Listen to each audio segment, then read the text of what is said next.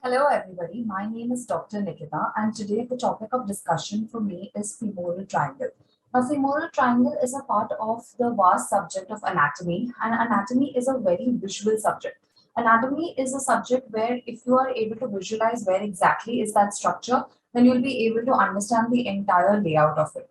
The femoral triangle is one of the important anatomical landmarks that are present in the lower limb. So, the main surface landmark that is used in order to identify the femoral triangle is the inguinal ligament, which extends between the anterior superior iliac spine and the pubic tubercle. So, since this is a very visual topic, I have decided to explain the entire concept of femoral triangle, its contents, its landmarks, its boundaries, by the means of a few cadaveric images as well as drawn images. Hopefully, you guys understand this lecture and you guys enjoy the subject of anatomy after this. So let's just jump into it. So the inguinal ligament. Here you can see in the femoral triangle the three identification features. So since it's a triangle, we have got three boundaries. The three boundaries means that we will have a base, we have a lateral boundary and a medial boundary. The base, as we know, is formed by the inguinal ligament extending between the anterior superior iliac spine, which we can see right here, all the way up to pubic tubercle. And then we have got the lateral boundary here and the medial boundary.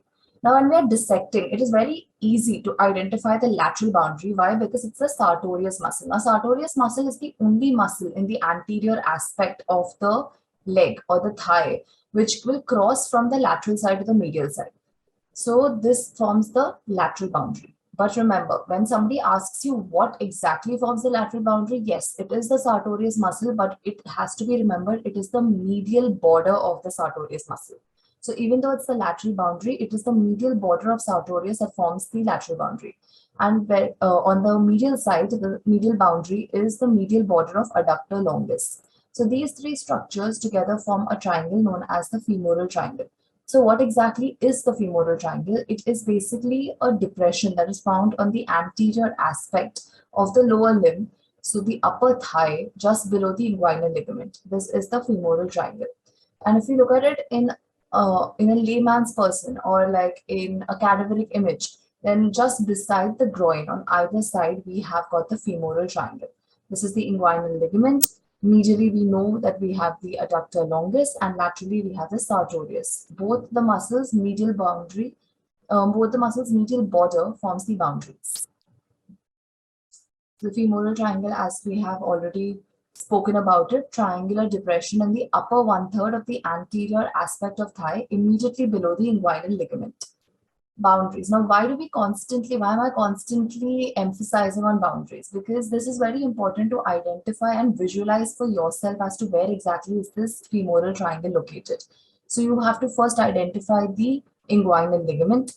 Then you identify the sartorius muscle that forms the medial border forms the lateral boundary. Then you look for the adductor longus that forms the medial boundary.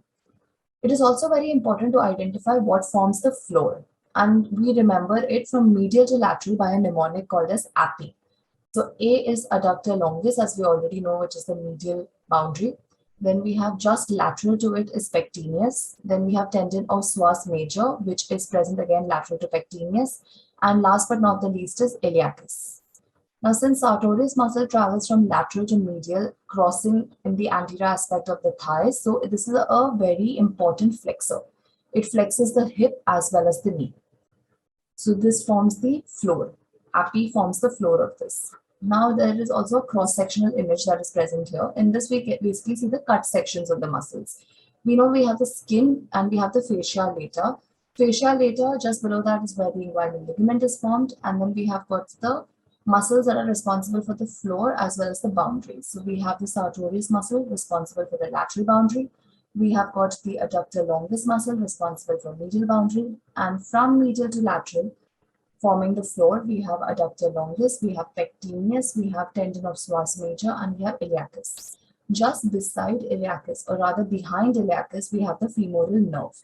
Remember that femoral nerve is a content of the femoral triangle, yes, but the femoral nerve is not present in one of the most important structures that form the content of the femoral triangle, which is called as the femoral sheath. As you can see in the diagram that is shown here, this is the femoral sheath.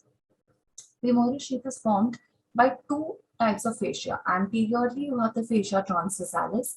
Posteriorly, you have got the fascia iliaca, and it encloses some important structures. Laterally, it encloses the femoral artery. Medially, it encloses the femoral vein, and medial most is the deep inguinal lymph nodes. Remember, femoral nerve is not present within the femoral sheath, it's outside the femoral sheath. Now, it is important to know the contents of the femoral triangle. So this green structure that we see here is the inguinal ligament between ASIS to pubic tubercle. This, we already know what is it, the lateral boundary, that is sartorius muscle. This is the medial boundary, that's adductor longus. We have already spoken about the presence of the femoral nerve, not within the femoral sheath, but outside. So this yellow structure is the femoral nerve. We have the femoral artery, femoral vein, and deep inguinal lymph nodes. They are all enclosed within the femoral sheath.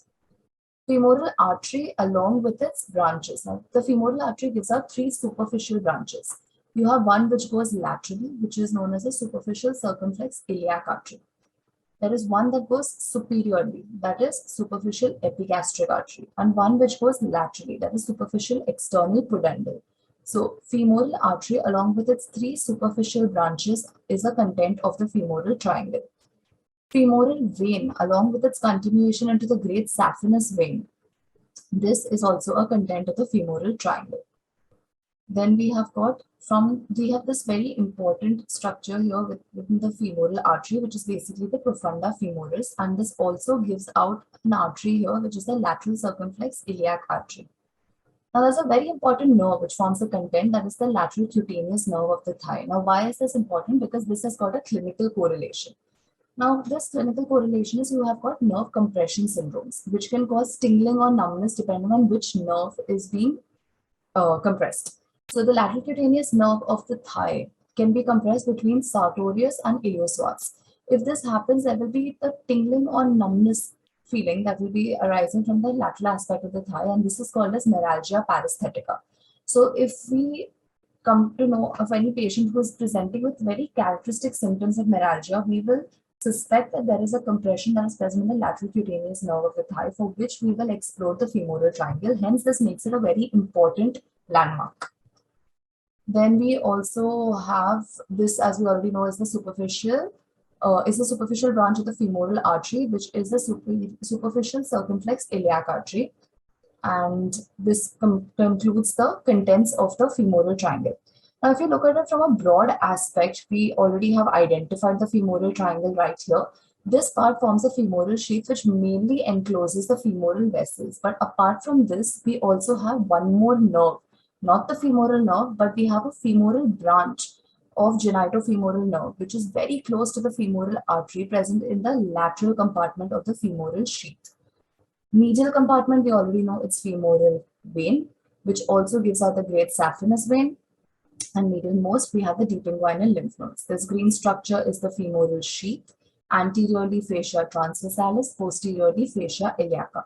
So this completes the gist of the femoral triangle. It contents the nerves and the compression syndromes that are associated with it.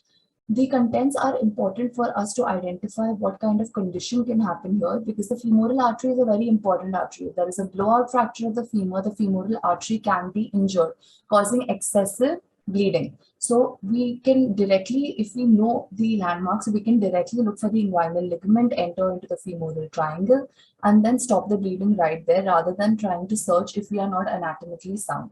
So I hope you have enjoyed this, and this concludes our gist of femoral triangle, and I hope you all enjoyed this video.